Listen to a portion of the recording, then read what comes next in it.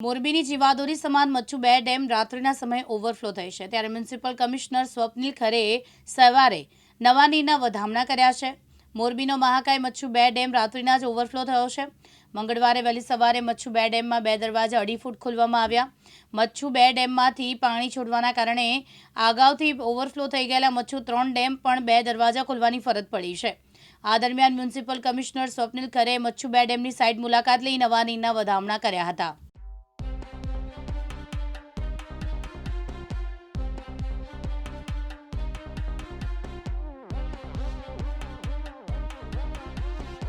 સાહેબ, આજે મચ્છુના જે ડેમ છે ડેમમાં પાણી આવીને વધામણા કર્યા શું મચ્છુ નદી જે મોરબી શહેર અને મોરબી જિલ્લા માટે જીવાદોરી સમાન છે અને એના ઉપર સ્થિત મચ્છુ 2 ડેમ જેનાથી પાણીનું સપ્લાય મોરબી શહેરમાં અને મોરબી જિલ્લાના વિવિધ ગામોમાં થાય છે, ત્યાં કેપેસિટી ફૂલ થતાં 3104 MCFTની આજે 2 ગેટ્સ ખોલીને જે પાણી છે છોડવામાં આવ્યું છે અને નવા નીર મચ્છુ નદીને જે મળ્યા છે ઉપરકાંઠાના વિસ્તારથી એનાથી ખૂબ ફાયદો શહેરને પાણીના સપ્લાયમાં થવાનું છે।